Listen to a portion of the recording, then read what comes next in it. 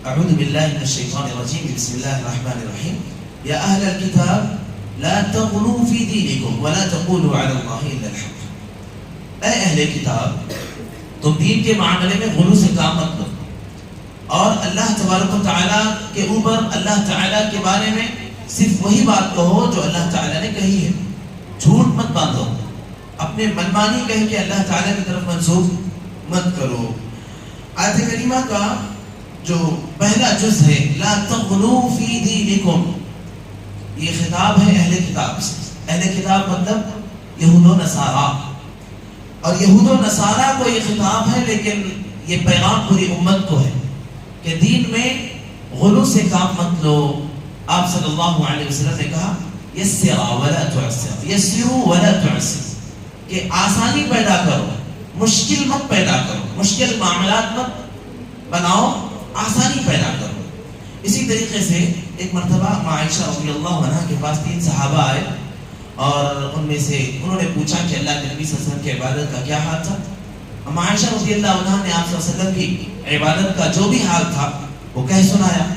تو ان میں سے ایک صحابی رسول نے کہا کہ اب تو میں پوری رات قیام کروں گا. ایک نے کہا کہ میں تو پوری زندگی روزہ ہی رکھوں گا, اور ایک صحابی رسول نے کہا میں کبھی شادی نہیں کروں گا, یوں ہی میں اپنی زندگی گزاروں گا. بعد میں آپ صلی اللہ علیہ وسلم آئے اور آپ کو اس بات کی خبر ملی تو آپ نے انہیں بلا بھیجا. واپس آئے وہ لوگ, تو آپ نے ان سے پوچھا کہ کیا تم لوگوں نے ایسی بات کہی ہے؟ تو انہوں نے کہا اللہ کے رسول ہم نے تو کہی ہے. تو آپ نے کہا کہ میں تم میں اللہ سے ڈرنے کے سلسلے میں تم میں سب سے زیادہ ہوں. اللہ تعالیٰ کا خوف, اللہ تعالیٰ کی خشیت تمہارے مقابلے میں میرے پاس سب سے زیادہ ہے. کیوں بھائی؟ اللہ کے نبی صلی اللہ علیہ وسلم اللہ تعالیٰ کے نبی تھے, پیغمبر تھے, اور ان کی ذمہ داریاں بھی ویسی بڑی تھی, ان کے اعمال بھی ویسے ہی بڑے تھے, ان کی آزمائشیں بھی ویسے ہی بڑی تھی, اسی لیے ان کا مقام اور مرتبہ بھی ویسے ہی بڑا تھا.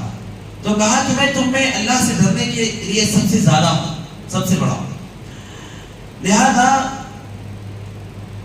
کہا کہ جس نے میری سنت سے اعراض کیا فمن رغب عن سنتی فلیس منی, جس نے میری سنت سے اعراض کیا وہ ہم میں سے نہیں ہے.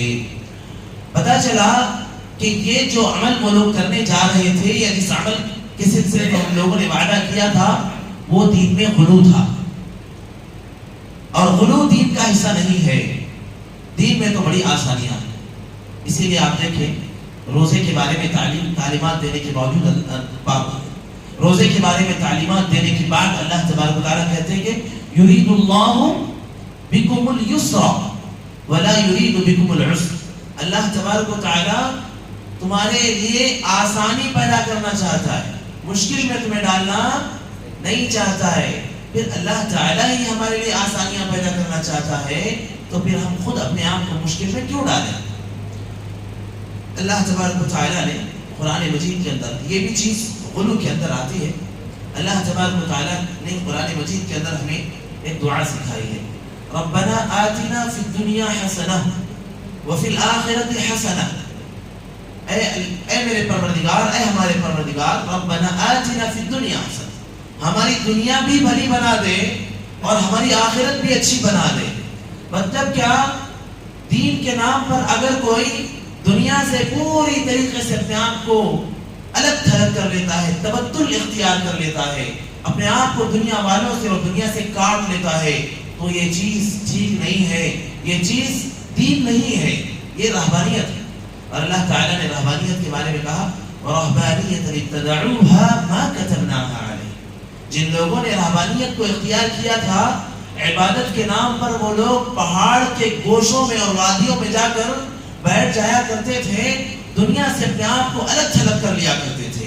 اللہ نے کہا کہ یہ رہبانیت ہم نے ان کے اوپر فرض نہیں کی تھی, ہم نے رہبانیت کا حکم انہیں نہیں دیا تھا. ان لوگوں نے تو خود ہی اپنے اوپر رہبانیت کو لکھ لیا تھا, اپنے اوپر رہبانیت کو اختیار کر لیا تھا, گڑھ لیا تھا ان لوگوں نے رہبانیت کو. تو یہ رہبانیت ہے جو کہ غلو ہے. اس لیے دین نام ہے اس طریقے کا جس کے اندر دنیا بھی شامل ہے, دنیا میں رہنے کا سہنے کا طریقہ بھی جس میں بتایا گیا ہو. اب ہم دیکھیں کہ احادیث میں, قرآن مجید میں ہمیں خرید و فروخت کے طریقے بھی سکھلائے گئے، دوستی یاری کے طریقے بھی سکھلائے گئے، دنیا میں آپس میں معاملات کے طریقے بھی سکھلائے گئے، شادی بیاہ کے طریقے بھی سکھلائے گئے، آپس میں ملنے جلنے کے طریقے بھی سکھلائے گئے۔ ہر سلسلے میں، ہر معاملے میں دین اسلام میں ہمیں تعلیمات دی گئی ہیں۔ لہذا دین سے اگر دنیا سے کوئی اپنے آپ کو کاٹ کر یہ ظاہر کرنا چاہتا ہو کہ میں تو بڑا دیندار ہوں، تو یقین مانے میرے بھائیوں، ایسا کوئی دین نہیں ہے، دین کے اندر ایسی کوئی تعلیم نہیں ہے کہ جس میں ہمیں دنیا سے پوری طریقے سے اپنے آپ کو کاٹ لینے کی تعلیم دی گئی ہو۔ ہاں، اگر کوئی دین سے پوری طریقے سے اپنا تعلق ختم کر کے دنیا میں لگ جاتا ہے تو ظاہر سی بات ہے کہ وہ تو بے دین ہے، اس کا دین سے کوئی تعلق نہیں ہے، اس کا اللہ اور اس کے رسول صلی اللہ علیہ وسلم سے کوئی تعلق نہیں ہے۔ دین اور دنیا دونوں میں توازن برقرار رکھنا ضروری ہے، اور اگر ہم اس توازن کو برقرار نہیں رکھتے اور دین کے نام پر دنیا سے اپنا تعلق ختم کرنے کی بات کرتے ہیں تو یہی ہے غلو، جس سے اللہ تبارک و تعالیٰ نے منع کیا تھا، یا اہل الکتاب لا تغلوا فی دینکم۔ یہ بھی غلو ہے، اور غلو کے اور بہت سارے مفہوم ہیں جو ایک مستقل خطبہ اور ایک مستقل درس کا تقاضا کرتے ہیں، اس لیے غلو کے سلسلے میں اسی پر ہم اتفاق کرتے ہیں۔ اللہ تبارک و تعالیٰ نے ایک اور مقام پر سورۃ المائدہ کی آیت نمبر 3 کے درمیان میں ہمیں ایک پیغام دیا ہے، اليوم اکملت لکم دینکم واتممت علیکم نعمتی ورضیت لکم الاسلام دینا، کہ لوگوں آج ہم نے اليوم اکملت لکم دینکم، آج ہم نے تمہارے دین کو مکمل کر دیا ہے، واتممت علیکم نعمتی، اور تم پر اپنی نعمت کا اتمام کر دیا ہے، وَرَضِيتُ لَكُمُ الْإِسْلَامَ دِينًا، اور تمہارے لیے دین اسلام کو منتخب کر لیا ہے۔ پتہ چلا کہ یہ دین ایک مکمل دین ہے، یہ دین ایک کامل دین ہے، اب اس کے اندر مزید کسی اور چیز کی گنجائش نہیں ہے۔ اللہ کے نبی صلی اللہ علیہ وسلم کی زندگی میں ہی اس دین کو مکمل کر دیا گیا تھا، اب مزید کسی ایسی چیز کی گنجائش نہیں ہے کہ کسی چیز کا حکم بدل جائے اور کوئی پیغام منسوخ ہو جائے، کوئی مزید پیغام اللہ تبارک و تعالیٰ کی طرف سے آ جائے، اب اس بات کی کوئی گنجائش نہیں ہے۔ اسی طرح دین کے سلسلے میں جو بھی پیغامات دے دیے جا چکے ہیں، ان کے بعد اب مزید کوئی کہتا ہے کہ مولوی صاحب 4 رکعت تو ٹھیک ہے، اللہ نے فرض کیا ہے، نمازی تو ہے، 5 پڑھ لیتے ہیں، اللہ کے لیے ایک اور پڑھ لیتے ہیں، کیا فرق پڑتا ہے نا؟ اگر کوئی ایسا کہتا ہے تو یہ دین کا حصہ نہیں ہے۔ اسی لیے کھانا کھانے سے پہلے جو ہمیں دعا سکھلائی جاتی ہے نا، بسم اللہ وعلی برکت اللہ، یہ دعا ضعیف روایت سے آئی ہے، اسی لیے اہل علم کہتے ہیں کہ اگر کوئی کھانا کھانے سے پہلے بسم اللہ الرحمن الرحیم پڑھتا ہے تو یہ چیز دین میں سے نہیں ہے، غلط تو نہیں ہے، بسم اللہ الرحمن الرحیم، لیکن ہمیں سکھلایا کیا گیا، سم اللہ وکل بیمینک، بسم اللہ پڑھو اور داہنے ہاتھ سے کھاؤ۔ اسی طرح مختلف احکام جو ہمیں سکھلائے گئے ہیں، جتنے سکھلائے گئے ہیں اسی پر اکتفا کرنا چاہیے۔ فجر سے پہلے کی سنت 2 رکعت سنت سکھلائی گئی ہے۔ اب ایک شخص پہلے آ گیا اور 2 رکعت سنت پڑھ لی، لیکن دیکھتا ہے کہ ابھی پورے 10-15 منٹ باقی ہے، تو سوچتا ہے کہ چلو اور پڑھ لیتے ہیں، تو ممکن ہے کیا، پڑھ سکتا ہے کیا، میں نماز پڑھ رہا ہے، غلط کیا ہے اس میں، یہی تو ذہن کہتا ہے کہ میں غلط کیا ہے اس میں۔ لیکن نبی صلی اللہ علیہ وسلم نے جن سنتوں کا، جتنی رکعت سنت کا آپ صلی اللہ علیہ وسلم نے اہتمام کیا تھا فجر کی نماز سے پہلے، وہ صرف 2 رکعت تھی، کبھی بھی آپ نے 2 سے زیادہ نہیں پڑھی، نہ صحابہ کرام نے پڑھا، نہ اس کے بعد اسلاف میں سے کسی سے بات ثابت ہے کہ 2 رکعت سے زیادہ کسی نے پڑھا ہو۔ اب اگر کوئی 2 رکعت سے زیادہ پڑھنے کی بات کرتا ہے تو پھر یہی بات ہوگی کہ الیوم اکملت لکم دینکم، اللہ نے دین کو مکمل کر دیا تھا، اب یہ کون دین میں مزید اضافے کی کوشش کر رہا ہے نا میرے بھائیوں۔ اسی طریقے سے بہت سی چیزیں جو دین میں اس کا یعنی سرے سے حکم ملتا ہی نہیں ہے، لیکن بعد میں کوئی اسے دین بنا ڈالے، دین کے طور پر اسے اپنا لے، تو وہ بھی بدعت ہے۔ چنانچہ ابھی رمضان کا مہینہ چل رہا ہے، اور رمضان کے مہینے میں ضروری یہ ہے کہ من لم یجمع الصیام قبل الفجر فلا صیام لہ، کہ جس نے فجر کی نماز سے پہلے فجر کے وقت سے پہلے یعنی سحری کے آخری وقت سے پہلے جس نے اس دن کے روزے کی نیت نہ کی تو اس کا روزہ نہیں ہوگا، ہے نا؟ من لم یجمع الصیام قبل الفجر فلا صیام لہ، اس کا روزہ نہیں ہوگا۔ سوال یہ پیدا ہوتا ہے کہ نیت کرنی کیسے، نیت کا طریقہ کیا ہے؟ آپ صلی اللہ علیہ وسلم جو طریقہ بتایا وہ بس اتنا ہے کہ نیت دل کے ارادے کا نام ہے، دل میں ارادہ کرنا ہے، بس نیت ہو گئی۔ اب اگر کوئی مخصوص دعا پڑھتا جیسے بصوم غد نویت للہ تعالی من شہر رمضان، تو کیا پڑھ سکتے ہیں؟ کیا اس کا حکم ہے پہلے سے؟ کتاب اللہ اور سنت رسول سے کہیں سے اس کا حکم ملتا ہے؟ نہیں ملتا۔ زبان سے نیت کے سلسلے میں کہیں پر کوئی تعلیم ملتی ہے؟ نہیں ملتی۔ نبی صلی اللہ علیہ وسلم نے کبھی کسی موقع پر نماز کی یا روزے کی نیت زبان سے کی؟ نہیں کی۔ صحابہ نے کی؟ نہیں کی۔ کہیں سے کوئی ثبوت نہیں ملتا۔ پھر اب اگر آ کر کوئی لکھ کر ایک دعا امت میں پھیلا دے کہ بس اس دعا کا اہتمام کرو تمہاری نیت ہو جائے گی بصوم غد نویت للہ تعالی من شہر رمضان، تو کیا وہ دین بچ جائے گا؟ جب اللہ رب العالمین نے پیغام نازل کیا الیوم اکملت لکم دینکم، آج ہم نے دین کو مکمل کر دیا ہے، اس وقت یہ دین میں شامل نہیں تھی، بعد میں کسی شخص نے اس کو دین بنا دیا، بن جائے گا کیا بھائیو؟ ممکن ہے کیا؟ اس کی مثال میں اکثر دیتا ہوں کہ پانی کا گلاس ہے، پانی سے فل بھرا ہوا ہے گلاس، اب اس گلاس کے اندر اگر کوئی چاہے کہ مزید پانی ڈالے تو پاسبل ہے؟ ڈالا جائے تو کیا ہوگا؟ آپ لوگ کہیں اور ہیں کیا؟ بس جواب دینا پھر بھائی، پانی سے گلاس بھرا ہوا ہے، اس میں پانی ڈالا جائے تو کیا ہوگا؟ گر جائے گا۔ اچھا، کہنے والے کہتے ہیں نہیں بھائی یہ تو بدعت حسنہ ہے، اچھی بدعت ہے، اچھی بدعت، دین میں کسی کوئی بدعت اچھی بدعت نہیں ہوتی بھائی، جو چیز اللہ رب العالمین نے مکمل کر دی ہے مزید اس میں کسی چیز کے اضافے کی گنجائش نہیں، وہ اچھی ہو یا بری گنجائش نہیں ہے۔ گلاس میں پانی بھرا ہوا ہے، اس گلاس میں شہد ڈالا جا سکتا ہے؟ مزید نہیں ڈالا جا سکتا۔ گٹر کا گندا پانی وہ بھی نہیں ڈالا جا سکتا۔ تو اسی طریقے سے دین اسلام میں پہلے سے جو چیز اللہ تعالیٰ نے دے دی ہے، جو پیغامات، جو احکامات، جو مسائل اللہ تعالیٰ نے دے دیے ہیں، وہی دین ہے۔ اب اللہ کے نبی صلی اللہ علیہ وسلم کے پاس یہ پیغام آنے کے بعد کوئی بھی حکم ایسا نہیں ہے جو بعد میں دین کی حیثیت اختیار کر سکے۔ اب اگر کوئی یہ کوشش کرتا ہے کہ کوئی نئے احکامات بنائے اور دین میں اس کو شامل کر دے تو یہ بدعت ہے۔ اور اللہ کے نبی صلی اللہ علیہ وسلم نے کہا کل محدثۃ بدعہ وکل بدعۃ ضلالہ وکل ضلالۃ فی النار، ہر نیا حکم جو پہلے سے دین میں نہیں تھا بعد میں بنا لیا جائے وہ بدعت ہے، ہر بدعت گمراہی ہے، اور ہر گمراہی یہ جہنم میں لے جانے والی ہے۔ اللہ کے نبی صلی اللہ علیہ وسلم نے کہا کہ من یعش منکم بعدی فسیری اختلافا کثیرا، بعد میں جو زیادہ زندگی پائے گا وہ دیکھے گا امت میں بہت زیادہ اختلاف ہو جائے گا۔ ایسے وقت میں فعلیکم بسنتی وسنت الخلفاء الراشدین المہدیین، ایسے وقت میں سلف الصالحین کے منہج کو، ان کے طریقے کو اپنانا ضروری ہے۔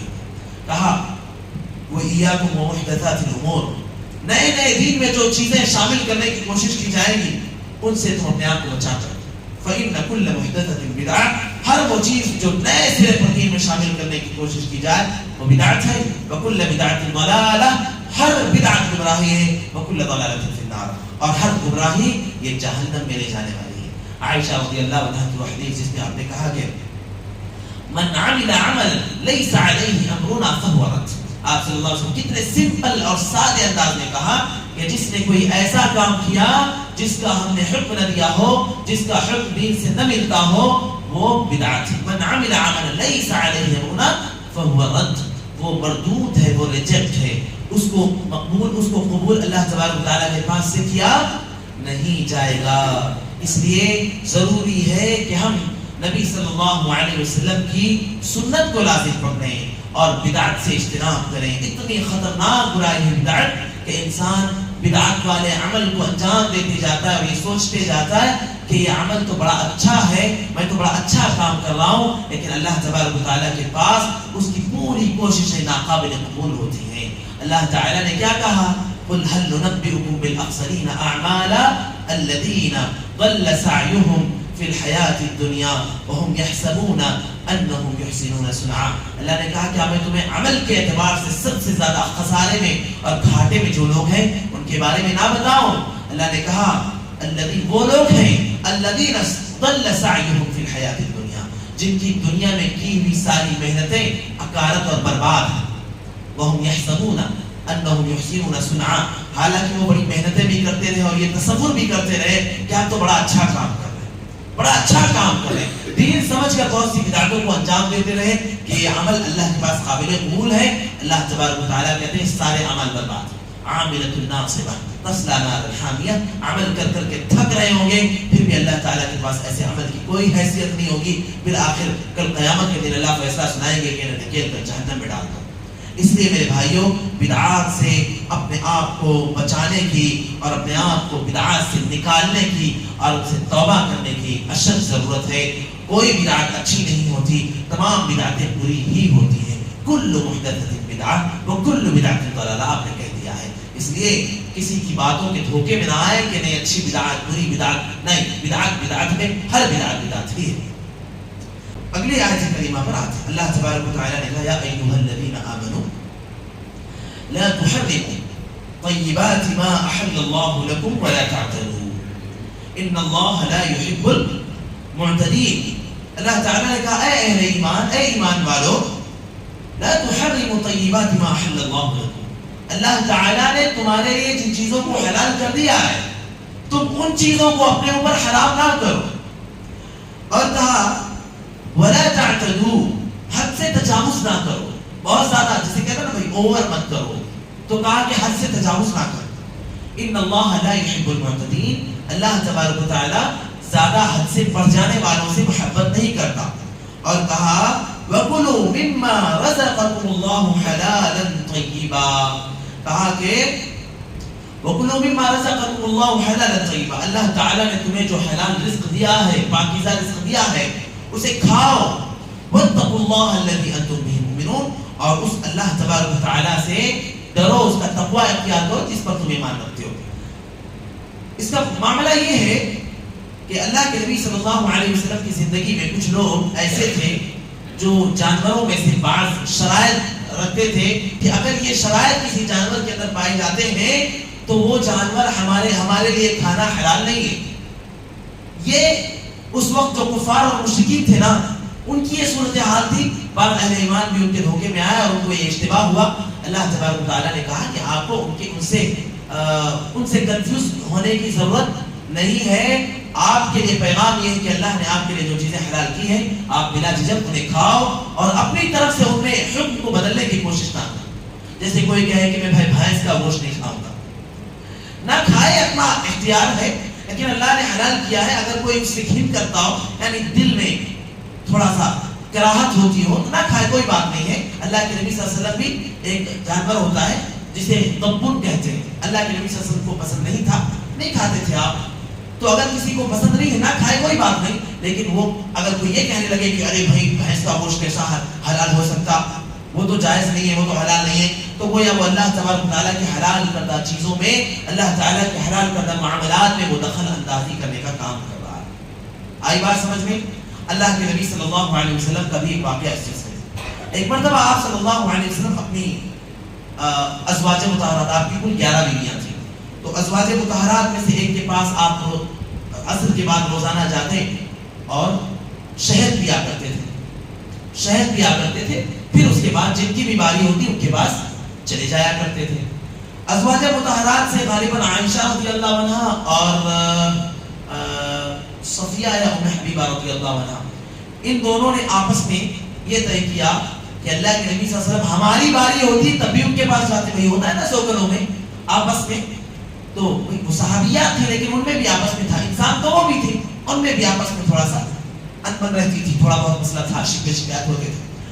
تو کہا کہ ہماری باری ہوتی تب بھی اللہ کے نبی صلی اللہ علیہ وسلم ان کے پاس جاتے. کیوں جاتے؟ اب ایسا کریں گے کہ جب ہمارے پاس آئیں گے تو ہم کہیں گے کہ اللہ کے رسول آپ کے منہ سے عفیر کی بو آ رہی ہے. عفیر ایک پھل ہوتا ہے، ایک پھول ہوتا ہے جس میں سے مکھی بیٹھ کر اس کا رس چوستی ہے اور اس کے بعد شہد بناتی ہے.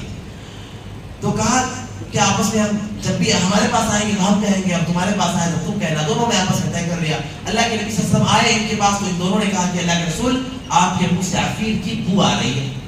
آپ صلی اللہ علیہ وسلم نے کہا کہ جب میرے منہ سے کوئی بو آ رہی ہے تو بھلا میں ایسی چیز کو کیوں اپناؤں؟ آج ہی سے میں شہد کو اپنے اوپر حرام قرار دے دیتا ہوں، شہد کو میں کبھی بھی ہاتھ نہیں لگاؤں۔ اللہ تبارک و تعالیٰ نے ساتویں آسمان سے فوراً آپ کے اوپر ایک پیغام بھیجا، یا ایھا النبی لم تحرم ما احل اللہ لک تبتغی مرضات ازواجک۔ اے اللہ، اے نبی، آپ پر اللہ، آپ کے لیے اللہ رب العالمین نے جس چیز کو حلال قرار دیا ہے، آپ کون ہوتے ہیں جو خود سے اپنے لیے اللہ کی حلال کردہ چیز کو حرام کر لیں؟ آپ کا یہ حق نہیں بنتا۔ کیا محض بیویوں کو خوش کرنے کے لیے آپ دین کے کسی حکم سے سمجھوتا کریں گے؟ یہ آپ کا اختیار نہیں ہے۔ پتا چلا کہ اللہ تعالیٰ نے جن چیزوں کو حلال کر دیا ہے وہ ہمیشہ کے لیے حلال رہے گی، اور جن چیزوں کو اللہ تعالیٰ نے حرام کر دیا ہے وہ قیامت کے دن تک حرام ہی رہے گی۔ اب کوئی تعویلیں کرنے لگ جائے، اب کوئی اپنی من کی باتیں کرنے لگ جائے، اب کوئی ان کی باتیں لے کر شکوے شکایت اور ہیلے بہانے اپنانے لگ جائے، تو میرے بھائی ان سب چیزوں کا دین میں کوئی دخل نہیں ہے۔ اگر کوئی کہے کہ نہیں میرا دماغ ایسا کہتا ہے، میرا ذہن ایسا کہتا ہے، میرا دل ایسا کہتا ہے، دل، دماغ، ذہن، ان سب چیزوں کا دین کے احکام کے سلسلے میں کوئی دخل نہیں ہے۔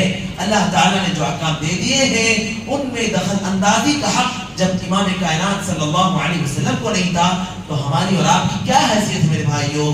اس لیے ہمیں اور آپ کو بھی ان معاملات سے بچنا چاہیے، اور اللہ تعالیٰ نے جو چیزیں ہمارے حلال کی ہیں ان کو ہم حلال رکھیں، ان کو ہم اپنائیں، اور اگر حلال چیزوں میں سے کچھ چیزیں ہمیں پسند نہ ہو تو الگ بات ہے۔ اسی طرح اللہ تعالیٰ نے جن چیزوں کو ہمارے اوپر حرام کیا ہے، تعویلوں میں جا کر، ہیلے بہانے اپنا کر وہ چیزیں ہم اپنے اوپر حلال کرنے کی کوشش نہ کریں۔ سورۃ الانعام کی آیت نمبر 108 میں اللہ تبارک و تعالیٰ نے کہا وَلَا تَسُبُّوا الَّذِينَ يَدْعُونَ مِن دُونِ اللَّهِ فَيَسُبُّوا اللَّهَ عَدْوًا بِغَيْرِ عِلْمٍ، کہ وَلَا تَسُبُّوا الَّذِينَ يَدْعُونَ مِن دُونِ اللَّهِ، یہ لوگ اللہ کے سوا جن کو پکارتے ہیں، جن کی عبادت کرتے ہیں، جنہیں معبود سمجھتے ہیں، انہیں گالیاں مت دو۔ فَيَسُبُّوا اللَّهَ عَدْوًا بِغَيْرِ عِلْمٍ، کیونکہ اگر تم انہیں گالیاں دو گے تو اس کا نتیجہ یہ ہوگا کہ دشمنی میں یہ لوگ بھی اللہ کو گالیاں دیں گے۔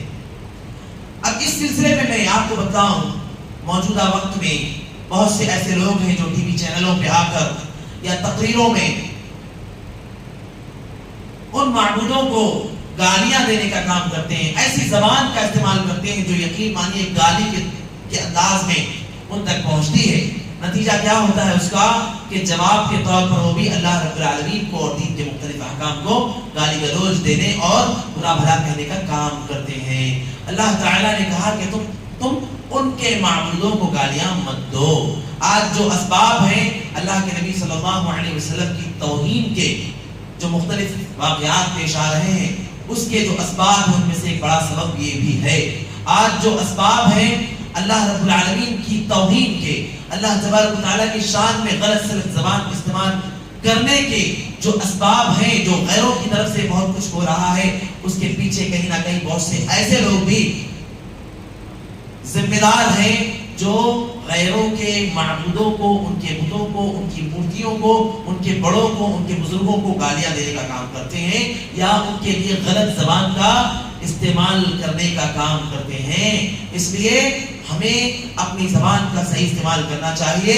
وہ ان کے نزدیک معتبر ہیں، وہ ان کے نزدیک محترم ہیں، وہ ان کے نزدیک معزز ہیں، لہذا اگر ہم انہیں گالیاں دیں گے، ہم انہیں برا بھلا کہیں گے تو نتیجے کے طور پر اللہ تبارک و تعالیٰ کو وہ لوگ بھی برا بھلا کہیں گے۔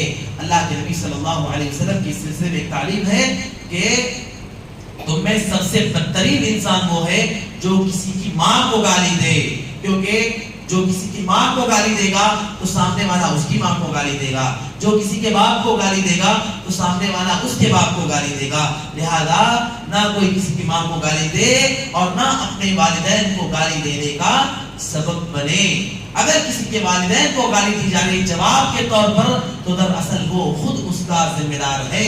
بالکل ایسے ہی اگر غیروں کے معبودوں کو کوئی گالی دے رہا ہے، غلط سلط زبان استعمال کرتا ہے، جواب کے طور پر سامنے والے اللہ تبارک و تعالیٰ کو یا نبی صلی اللہ علیہ وسلم کو یا اللہ کے کلام کو یا دین کے کسی بھی حکم کو غلط سلط زبان کے طور سے استعمال کرتے ہیں، غلط زبان کے لیے استعمال کرتے ہیں، گالی گلوچ کرتے ہیں، بری زبان کا استعمال کرتے ہیں، تو دراصل ذمہ دار وہ لوگ ہیں جنہوں نے ان کے معمولوں کو غلط کہا ہے.